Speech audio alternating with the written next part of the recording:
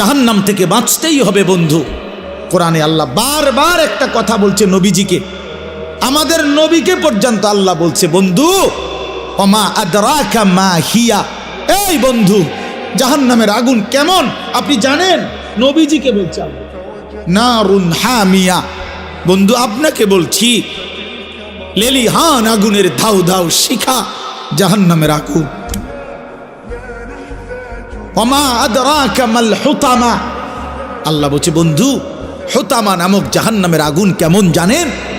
তো নবীজিকে আল্লাহ বলছে নারুল্লাহিল মুকাদা, আল্লাহ বলছে নবী আমি আমার কর্মচারী দিয়ে আগুন লাগাই নাই, আমি আমার কাজের লোক দিয়ে আগুনটা লাগাই নাই, আমি আল্লাহর হাতে লাগানো জাহান্নামের আগুন, এই আগুন আমি লাগাই দিছি। নারুল্লাহ, এটা আল্লাহর আগুন, আমার হাতে জ্বালানো আগুন। আল্লাতী তাত্তারিউ আলাল আফইদা, আল্লাহ বলে বন্ধু জাহান্নামের আগুনের প্রথম ফোঁটা, প্রথম স্পর্শ যখন জাহান্নামের আগুনের লাগবে, ছুঁইবে, সাথে সাথে নাফরমানের পুরা দেহ, ভিতরের সমস্ত অঙ্গ প্রত্যঙ্গ, কলজা সুদ্ধা একই মুহূর্তে জ্বালায়া ফেলবে। দুনিয়ার আগুন কখনোই এভাবে জ্বলে না। দুনিয়ার আগুন এক সাইড থেকে জ্বলতে থাকে, চেষ্টা করে লাফালাফি করলে, দৌড়ঝাঁপ করলে, ইচ্ছা করলে হয়তো বাঁচানো যায়। এটুকু পুড়ে গেছে বাকিটা বাইচা গেছে, এটুকু পুড়া গেছে বাকিটা বাইচা গেছে, আঙ্গুলগুলো পুড়া গেছে বাকিটা বাইচা গেছে, ঠিক না? দুনিয়ার আগুন এরকম ধীরে ধীরে পড়ে, ধীরে ধীরে ধীরে ধীরে।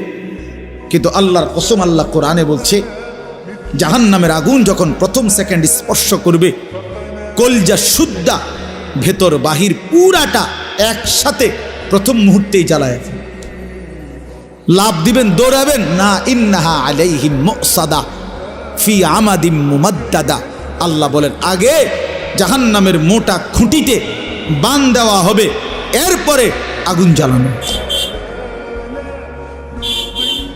হ্যাঁ, এটা কোরআন শরীফের আয়াত।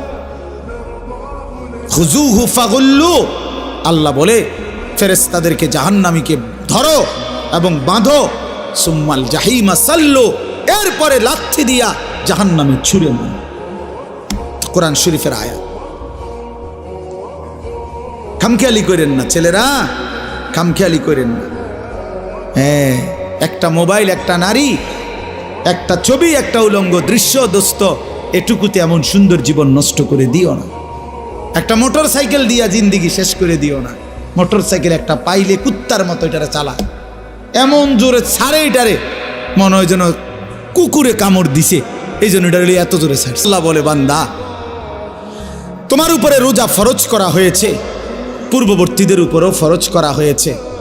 এই শেষ কথা হলো উদ্দেশ্য কি? আল্লাহ বলছেন উদ্দেশ্য একটাই, লাআল্লাকুম তাত্তাকুন, আমি আল্লাহ তোমাকে জান্নাত দিতে চাই। আমি জান্নাত বানাইছি মুমিনের জন্য, আমি জান্নাত দিতে চাই। আর জান্নাত নিতে হলে আরেকটা জিনিস লাগবে, সেটা হলো তাকওয়া। আর এই রমজানের মাধ্যমে আমি আল্লাহ তোমাকে তাকওয়া অবশ্যই দান করব। এজন্য রমজান, মাহে রমজান আল্লাহ তাআলা নিজের হাতে সাজাইছেন। আল্লাহ নিজের হাতে সাজাইছেন। রমজান মানে ভিন্ন কিছু। ইমানদারের জন্য রমজান আলাদা, যার কলিজায় আখিরাত আছে, যে কবরের ফিকির করে, যে পরকালের ফিকির করে, খোদার কসম তার রমজান ভিন্ন কিছু, তার রমজান ভিন্ন। আমরা কিতাবে পড়ছি আকাবির কা রমাদান, পূর্ববর্তী বুজুর্গদের রমজান কেমন ছিল, ওইখানে বহু বুজুর্গের জীবনীতে লিখছে রমজান আসলে ওনার আশেপাশে আওয়াজ উঠত, শায়েখের এখন রমজান, হজরতের এখন রমজান, উনি পৃথিবী থেকে আলাদা। ইমাম মালিক রহমতুল্লাহ আলাইহি মদিনার ইমাম ছিলেন, জগৎ বিখ্যাত ইমাম ছিলেন। রমজান আসলে সমস্ত দর্স তাদরিস, সমস্ত ফতুয়া মাসাইল সব বন্ধ করে দিয়ে শুধু আল্লাহর কোরআন তেলাওয়াত আর রমজানের বন্দিগির মধ্যে ডুবে যাইত। রমজান আলাদা, রমজানই একমাত্র মাস আল্লাহ নিজে যেটার নাম উল্লেখ করছেন শাহরু রমাদান।